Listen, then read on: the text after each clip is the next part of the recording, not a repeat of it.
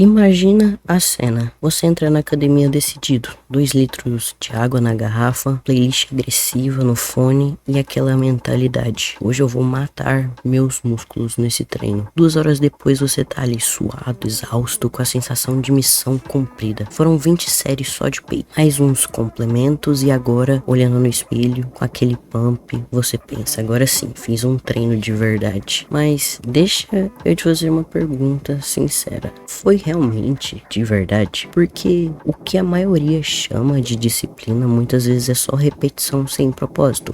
Você vai repetindo série atrás de série, movimento atrás de movimento, acreditando que o número por si só é o que constrói os músculos, como se o corpo fosse um relógio. Quanto mais tempo você dá corda, mais ele funciona. Só que o corpo humano não é bem assim. E se eu te dissesse que um dos maiores monstros da história da musculação treinavam menos que você? Menos séries, menos tempo, menos dias por semana. Pois é, parece absurdo essa lógica. Parece até preguiça disfarçada de método, mas é justamente o oposto. Enquanto você acredita que precisa viver dentro da academia, caras como o Mike Mentzer e o Dorian Yates provaram na marra que o crescimento não vem de horas intermináveis de treino, mas da qualidade absurda de cada repetição. Eles basicamente desafiaram o dogma do volume insano e mostraram algo que quase ninguém aceitava na época e muitos ainda não aceitam hoje. Crescer não é sobre fazer mais, é sobre fazer melhor. Bom, vivemos na era do TikTok, Instagram, vídeos motivacionais, uma avalanche de vídeos que vendem a mesma ideia. Quanto mais séries, mais resultado. Quanto mais bomba, mais shape. Quanto mais horas de treino, mais disciplina. Só que isso é uma ilusão coletiva. Pensa comigo, você já reparou como nesses vídeos o foco nunca é a qualidade da execução? É sempre no número, na loucura do treino, na maratona de horas. É quase como se a academia fosse castigo e não estratégia. É como se a prova de que você é dedicado estivesse no cronômetro, não no espelho. E sabe por que essa mentalidade gruda? Porque ela massageia o ego. Ela te faz acreditar que só por passar tempo já tá à frente de todo mundo. Mas o corpo não tá nem aí pro relógio. O corpo só responde a estímulo certo na dose certa. Treinar 2 horas por dia não te faz mais hardcore. Muitas vezes só mostra que você não sabe quando parar. Pior, que você não entendeu a diferença entre cansar o corpo e estimular o corpo. Cansar qualquer um cansa. Basta aumentar peso de qualquer jeito, fazer série infinita, ficar mais tempo ali. Agora, estimular de verdade exige um sacrifício maior, porque significa levar o músculo até o limite, rasgar fibras no ponto exato onde o crescimento é forçado. E é aqui que a maioria falha, confunde volume com resultado, cronômetro com intensidade. Se fosse só sobre passar mais tempo, todo operário de obra com 10 horas de trabalho diário teria shape de fisiculturista. Mas não é assim que funciona. E foi exatamente isso que o Mike e o Dorian vieram questionar. Eles provaram que o segredo não está em quantas séries você empilha, mas em quanto você realmente entrega numa única série. Agora entra em cena o primeiro herege do sistema, o Mike Mentzer.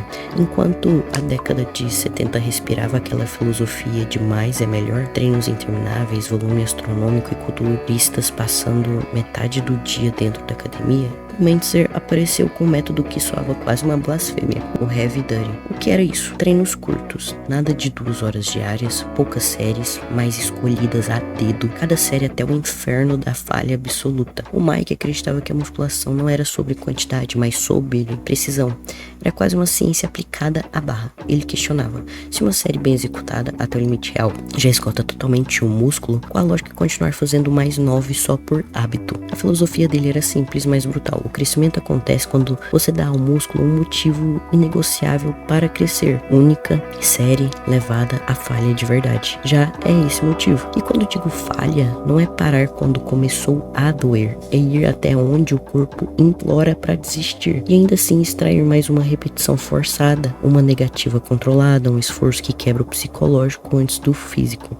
Na época, isso foi tratado como loucura. Chamaram o Mike de preguiçoso, de herege, de inimigo da tradição do ferro. Mas enquanto os críticos falavam, o corpo dele mostrava a resposta. O físico do Mike era denso, estético, cheio de maturidade muscular. E tudo isso com treinos que duravam menos que a metade dos concorrentes. Ele não só questionou um dogma, ele reprogramou a forma como muita gente passou a olhar para a musculação. Pela primeira vez, alguém ousava dizer que tempo gasto não era igual a resultado. E isso abriu caminho para uma nova geração. E aí veio o executor, Dorian Yates. Se o Mike lançou a teoria, o Yates foi o laboratório laboratório humano que mostrou ao mundo o que acontece quando você aplica essa filosofia até as últimas consequências. O resultado, 6 vezes Mr. Olympia, um físico tão denso, pesado e brutal que parecia desafiar a lógica da época. Enquanto outros tinham volume, Yates tinha algo diferente: espessura, profundidade, músculos que pareciam esculpidos em pedra. Ele não apenas subia no palco, ele intimidava todos que estavam lá. E o método dele, o lendário Blood and Guts, 1 ou 2 séries de aquecimento só para preparar as articulações e o sistema nervoso, e depois a guerra começava. Uma única série até a falha absoluta, nada além disso. Mas atenção, não era falha confortável, aquela em que você para quando sente que já deu, ou quando chega no número de repetições estipulado, como se o músculo soubesse contar. Era falha real, visceral, onde o corpo falava acabou e a mente dizia mais uma. Negativas forçadas, repetições roubadas com parceiro, execução perfeita até o ponto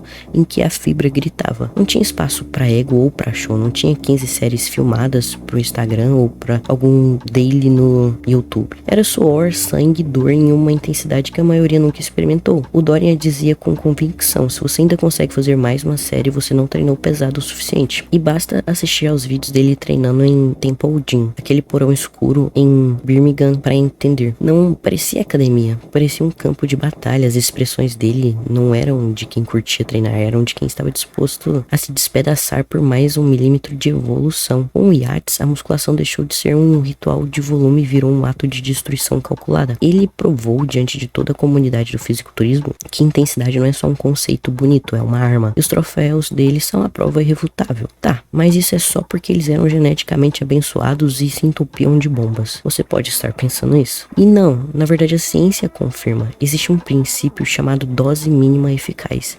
Em termos simples, significa o seguinte: para qualquer tipo de adaptação no corpo, força, resistência, hipertrofia, existe um ponto em que o estímulo já é suficiente para forçar a mudança. Qualquer coisa além disso não gera proporcionalmente mais resultado, apenas mais desgaste. É como tomar remédio. Uma dose certa cura, 2 vezes essa dose não cura mais rápido, só aumenta o risco de efeito colateral. Com o treino é igual. O corpo não precisa de excesso, ele só precisa de um estímulo forte o suficiente para sinalizar: ou você cresce ou você quebra. O resto, depois disso, é redundância. É energia desperdiçada, fadiga acumulada e articulações implorando por misericórdia. Estudos já compararam protocolos de alto volume com baixo volume. O que eles mostram? Que os ganhos de massa muscular são muito semelhantes.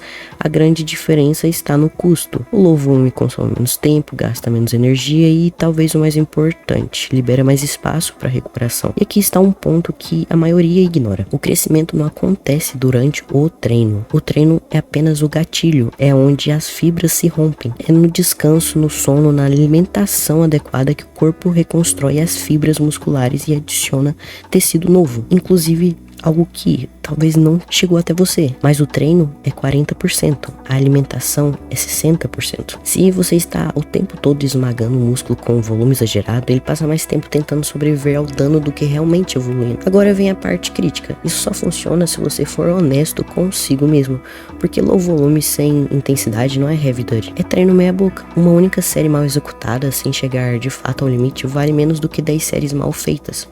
A chave aqui é qualidade absoluta. É extrair até a última gota do músculo em um espaço de tempo pequeno, mas com impacto máximo. É por isso que tanta gente tenta copiar a metodologia do Mike e do Dorian e fracassa. Não é o número de séries que constrói o físico, é a verdade do esforço dentro delas. Tá, mas quais são as vantagens reais de treinar assim? Por que adotar essa filosofia e abandonar a mentalidade do alto volume? Primeiro, eficiência. Com o low volume, você entra na academia com um objetivo claro: destruir o músculo em poucas séries e ir embora. Nada de passar horas repetindo movimentos só por vaidade ou costume.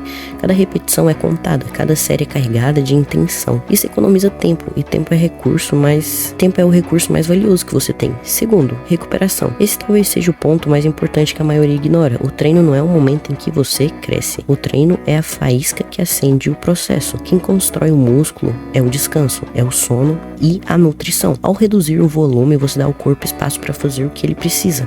e construir mais forte do que antes. Terceiro, menos desgaste. Treinos longos e volumosos parecem bonitos na teoria, mas na prática cobram um preço alto. Articulações, tendões e até o sistema nervoso central começam a implorar por alívio. O low volume minimiza esse atrito, você não gasta energia demais em repetições inúteis e preserva seu corpo para se manter forte por mais tempo. Quem já treinou pesado por anos sabe, longevidade é tão importante quanto intensidade. Quarto, consistência. Aqui está o segredo dos monstros, consistência a longo prazo. Qual é mais fácil de manter por meses e anos? 2 treinos diários de 2 horas que drenam sua vida social, seu trabalho e sua energia, ou sessões de 45 minutos intensas, brutais, mais pontuais? O segundo formato é infinitamente mais sustentável, principalmente se você não é um atleta que vive do esporte. Você precisa trabalhar, estudar, talvez faz faculdade, tem família, então seu tempo é mais curto. E é justamente isso que se torna o low volume mais sustentável. E é justamente isso que faz o corpo acumular evolução com o tempo. Essa filosofia transforma a musculação em algo que se encaixa na vida, não algo que consome a vida. É o treino que trabalha para você, não você que vive escravo do treino. E é por isso que o Mike e o Dorian estavam sempre um passo à frente. Eles entenderam que a chave não era apenas treinar pesado, mas treinar pesado e recuperar pesado. Agora vamos colocar a verdade na mesa.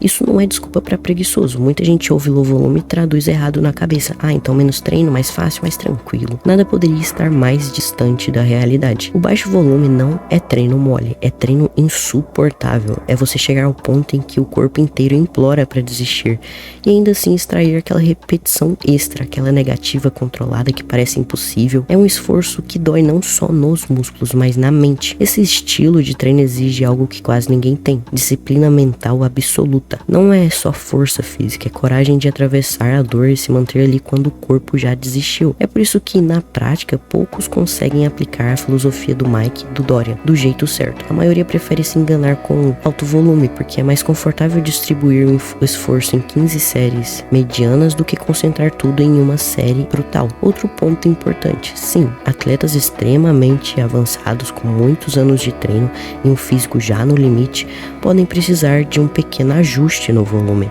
mas ajuste não significa voltar à insanidade de 20 ou 30 séries por músculo. Significa talvez adicionar uma segunda série de trabalho pesado em alguns exercícios, de forma estratégica. Ainda assim, a essência permanece a mesma: intensidade acima de quantidade. Em resumo, o low volume não é atalho, é o caminho mais direto, mas também o mais doloroso. É escolher qualidade extrema em vez de conforto disfarçado de disciplina. Tá, você entendeu a teoria. Agora vem a parte que separa quem fala de quem faz. Como aplicar o low volume de verdade? Primeiro, esqueça a ideia de que aquecimento é perda de tempo. Ele é essencial, mas aqui ele não é um treino disfarçado. É apenas preparação. Faça 1 a 2 séries de aquecimento para lubrificar as suas articulações, ativar músculos e acostumar o sistema nervoso com a carga, sem esgotar, sem brincar de volume. Depois chega o momento da verdade. A sua série principal. É só uma, mas é a série. Você vai até a falha muscular absoluta, não é parei porque ardeu. É falhar de verdade, quando o corpo não consegue mover o peso nem mais uma vez com execução correta. E aí entra o detalhe que fazia o Dorian diferente. Se tiver um parceiro confiável, extraia mais uma repetição forçada. Segure uma negativa lenta, esprema até o último segundo de esforço. Essa que é a essência. E quais exercícios? Os básicos: supino, agachamento, levantamento terra, barra fixa, desenvolvimento militar. Esses movimentos compostos recrutam mais fibras, mais músculos e mais energia do que qualquer isolador mirabolante. Eles são a espinha dorsal de qualquer físico denso e poderoso. Claro, você pode adicionar variações e complementos estratégicos, mas a base nunca muda. Agora, sobre frequência: 3 a 4 treinos por semana são suficientes. Não precisa ir os 7 dias da semana. Não precisa viver dentro da academia. Treinar menos vezes permite que você recupere e consequentemente cresça mais. Porque intensidade sem recuperação é só destruição sem reconstrução. Atualmente eu treino somente de segunda a sexta. E lembre-se, low volume não combina com distração.